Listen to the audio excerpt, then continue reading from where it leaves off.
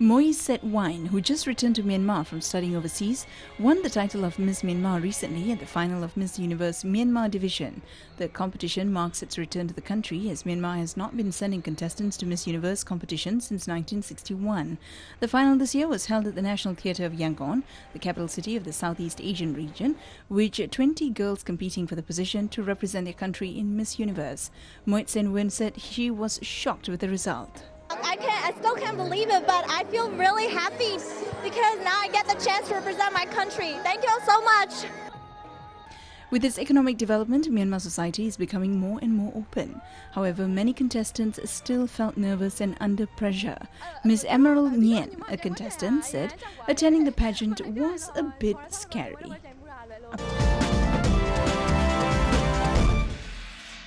Anwar Sardar rises early and from 8 a.m. till dusk he works alongside his twin brother and 5 or 6 other boys from his village carrying stones. The Ministry of Construction, one of the bigger employers in Myanmar, offers them 1,000 kyat or $1 for 8 hours of collecting and carrying rocks under the tropical sun. Anwar is 10 years old. The stones are gathered from the riverbed and put into the buckets, which are then heaved uphill to be piled up near the road for collection. Anwar says he would much prefer supporting his family with education instead of carrying stones. Although Anwar tries to keep a brave face in front of his friends, his eyes brim with tears. Every inch of his body aches, he says, and he feels sick and dizzy from the weight. Most of the boys working with Anwar are around his age, and all of them are Rohingya Muslims. Hundreds of thousands of Rohingya children in Myanmar suffer similar hardships, even as the predominantly Buddhist nation of 60 million wins praise for ending decades of dictatorship. But here, in northern Rakhine state, home to 80% of the country's 1 million Rohingya, it is more difficult now for children to get adequate education, food or medical care than it was in the days of the junta. There have been few options beyond hard labor for $1 a day. He and his friends look more like little men than boys with no smiles. Though the work is grueling, it will help the children and their families eat. The region has some of the country's highest chronic malnutrition rates, according to a report released last year by the European Commission Humanitarian Aid and Civil Protection Department. That deprivation severely affects mental and physical development. Every year, thousands of Rohingya flee northern Rakhine and take perilous sea journeys in hopes of finding refuge in other countries. Because of the recent sectarian violence, 240 people died here, and 250,000 people were driven from their homes. The majority, in both cases, were Rohingya. Such conflicts, according to the Deputy Liaison Officer of the International Labour Organization in Myanmar, lead to more labour abuses. We reckon that the situations of forced labor, for example, which one is include worse from child labor as well, getting worse every time you have conflicts. There's conflict broke off, then there you go, another problems again. In the village of Bagona, where a Buddhist monk was killed in last year's violence, enrollment at a small public school has soared to 1,250. Children ranging from primary school age to their early teens are crammed so tightly on the floor, it's nearly impossible to walk between them. Muslim schools, known as madrasas, have been shut down, leading to crowding in government schools where Rohingya, who make 90% of the population in this corner of the country, are taught by Buddhist teachers in a language many don't understand. There are only 11 government-appointed teachers, one for every 114 students. Few children have chairs or desks, many are coughing. In a country torn by ethnic violence for over the last 15 months, this is one region where Muslim mobs killed Buddhists, rather than the other way around. And although only 10 or 240 deaths occurred here, this is the only region where an entire population has been punished, though travel restrictions and other exclusionary policies. Some historians say Rohingyas have been in northern Rakhine for centuries, though some living there now migrated from neighbouring Bangladesh more recently. All are denied citizenship, rendering them stateless. They remain barred from becoming citizens or from working in civil service jobs. No Rohingya birth certificates have been handed out since the mid-1990s. Rohingya children are blacklisted, denied even basic services if their parents are not officially married or previously reached a 2-child limit that is imposed exclusively on their ethnic group. Human rights workers anticipate that one of the biggest exoduses ever will begin as soon as the monsoon season ends this month and sees in the region calm.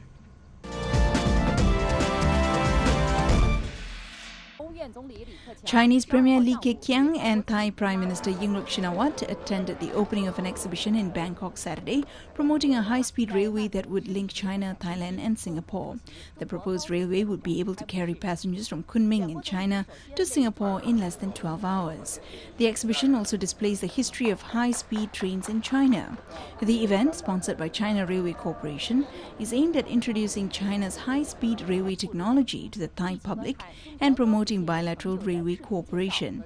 The current more than 11-hour train ride from Bangkok to Chiang Mai could be shortened to 3 hours with China's high-speed railway technology. Lee, who was in Thailand on an official visit, said that enhancing China-Thailand railway cooperation would boost regional interconnectivity and benefit the two nations and the region as a whole. The closer two-way cooperation on railways will improve Thailand's infrastructure, boost its economic and social development, and advance bilateral win-win cooperation of mutual benefit. Meanwhile, Yingluck said that Thailand welcomes Chinese enterprises to vigorously take part in the construction of high-speed railways in Thailand. Lee was in Bangkok for an official visit to Thailand, the second leg of his maiden trip to Southeast Asia since he took premiership in March. Indonesian Muslims celebrated the second day of the Eid al-Adha last Tuesday. Eid al-Adha, or Feast of Sacrifice, marks the end of the Hajj, the annual Muslim pilgrimage to Mecca in Saudi Arabia. The Hajj must be carried out at least once in a lifetime by any Muslim who has the ability to do so as one of the pillars of Islamic faith. Muslims traditionally celebrate Eid al-Adha with the sacrifice of animals, usually cows and goats, after traditional prayers in mosques. They distribute the meat among family, friends and the poor in remembrance of the willingness of Prophet Abraham to sacrifice his son to God. Sacrifice is usually a way to get closer and to get to know other Muslims. Eid al-Adha lasts up to 3 days, and in Muslim countries it is a public holiday.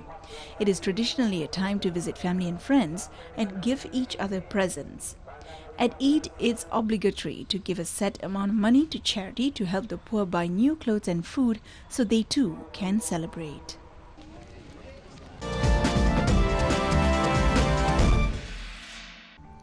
The Filipino is known for craftsmanship of the longest time, and the best design for furniture continues to be seen in the Philippines. Furniture is one of the export products of the Philippines, with annual growth average of 11%. Developments in the industry have also seen the increase in number of production infrastructures and highly skilled craftsmen and manpower supporting the surging growth of the industry. Cebu, Pampanga and Bulacan are the three major provinces that produce world-class furniture products.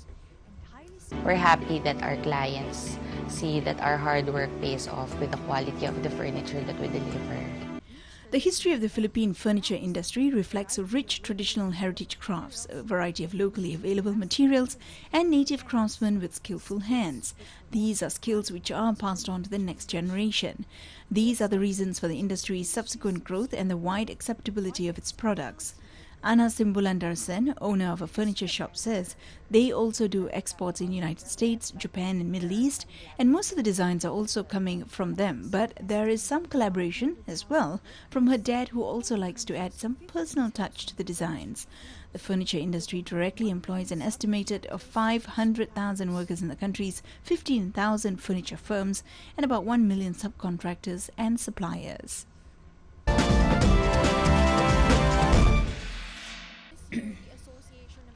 This year, the Association of Southeast Asian Nations, or ASEAN, is celebrating its 46th anniversary. Different colleges and universities are involved in a series of events for the youth to have a better understanding of the role and the importance of ASEAN. An art exhibition in Lyceum of the Philippines was mounted by the student organization, which showcases the beauty of the diverse culture of ASEAN member states. Officials from the Department of Trade and Industry and Department of Foreign Affairs also gave a talk about ASEAN as an economic and political community and how important each member state is in attaining economic growth, political stability and lasting peace in the region. Jason Lanuza, Deputy Director General for Internal Affairs and one of the organizers of the event, said that the event is meant to highlight the importance of unifying the member states despite their differences to achieve a common goal. ASEAN to be much more united by then. This includes people-to-people relationships, just binding them together. rather than just economic, trade, even policies. They want the people to culturally bind themselves, to know each other, where people would actually go to other countries to learn their language, to learn how they live, how they speak, how they work. So it's not just culture, economics, business, it's life. The Besut Setio Agropolitan Project, developed by the East Coast Economic Region Development Council in Terengganu, Malaysia, opens up a new dimension in helping the low-income earners to improve its economic standing. 100 selected families began a new life starting June as the project participants hope to escape from the cycle of poverty and for a better future for their families. The agriculture project is a springboard to help the hardcore poor increase their income by almost 15 times more than what they are earning on their own.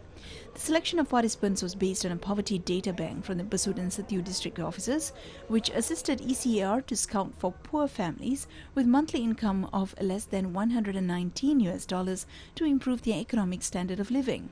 The Besut Setio Agropolitan Project, officiated by Sultan Mizan Zainal Abidin recently, is the third introduced by ECER. To ensure the success of the program, ECER built 52 livestock production units to rear Dorper sheep in a 104-hectare site which has been planted with Napier grass as food for the 4,680 sheep in the project. The participants earn about $380 a month on average, and the figure is expected to increase to $1,600 a month by 2020. Apart from providing employment and building new furnished houses for the participants and their families, ECERDC also provides facilities such as a multipurpose hall, a prayer room and a kindergarten at the site. The Besut Setio Agropolitan Project is one of the programs to increase the per capita income to qualify as a developed high-income nation embodied in Vision 2020. Terengganu has enjoyed considerable development over the past 30 years with its rapid industrialization and growing economic activity through its oil and gas, farming and fishing businesses. The state is also in a league of its own as a vibrant tourist destination.